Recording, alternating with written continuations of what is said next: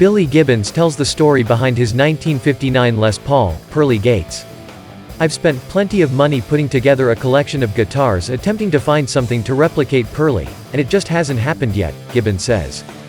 "You gotta have the right guns when you enter the town of Tone," says raconteur, bon vivant, and ZZ Top guitar slinger Billy F. Gibbons. Translation: if you're heading into a recording studio or onto a stage, it helps to have some really hot guitars with you. And there are few hotter guns in all guitardom than Gibbons' 1959 Les Paul, known to guitar aficionados worldwide as Mistress Pearly Gates.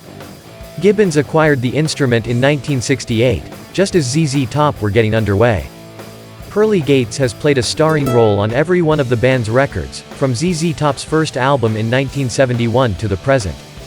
Threads of fortunate karma, both cultural and personal, crisscross the tale of how Billy acquired Pearly.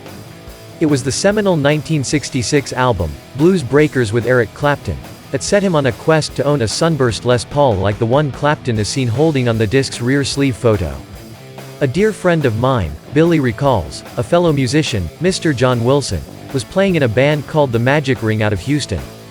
He told me, "There's a rancher outside of town who played in a country band but has turned his attention toward wrangling cattle. Rumor has it that the guitar still resides under one of the beds in his ranch house." So Gibbons drove solo about an hour out of Houston and found the elusive rancher. "The guy was big," Billy recalls. "He was like a John Wayne guy. I had $250 in my pocket. And when he pulled out that '59 burst, the deal went down." Billy had freshly obtained the cash as the return on a favor. He'd loaned an aspiring actress a 1939 Packard automobile that he collectively owned with some friends so that she could drive from Houston to Hollywood for a screen test.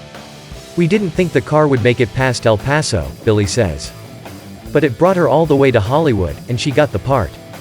We figured the car must have divine connections, so we named it Pearly Gates. Meanwhile, she called and said, 'Should I send the car back or sell it?' We said, 'Sell it.' She did, and my portion of the settlement arrived the very day I drove out to see the rancher. And so the name Pearly Gates, with all its attendant magic, was transferred to the guitar, which was in mint condition when Billy obtained it. It still had the original set of flat wound strings from the Gibson factory on it," Billy marvels. "Plus an extra set of black diamond flat wounds in the case. I still got 'em. Also in the case was a love note, which we also still have, from a girlfriend of the original owner. She said, 'I like what you do. Meet me later. You might like what I can do.'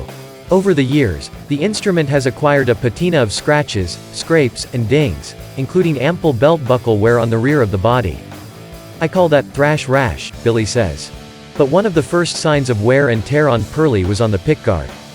Following in the footsteps of Clapton, Segovia, and others, Gibbons grew out the fingernails of his right hand. "What I hadn't counted on was that the fingernail of the little finger started digging into the pickguard, leaving scratches," he says. Still, Billy has kept Pearly 100% stock. Even the frets are original. What might such an instrument be worth today? There was a Japanese gent who offered $5 million US, Billy says. Which is an attractive offer, but then again, I've spent plenty of money putting together a collection of guitars attempting to find something to replicate Pearly, and it just hasn't happened yet. That's what led to this closet full of hardwood that I have.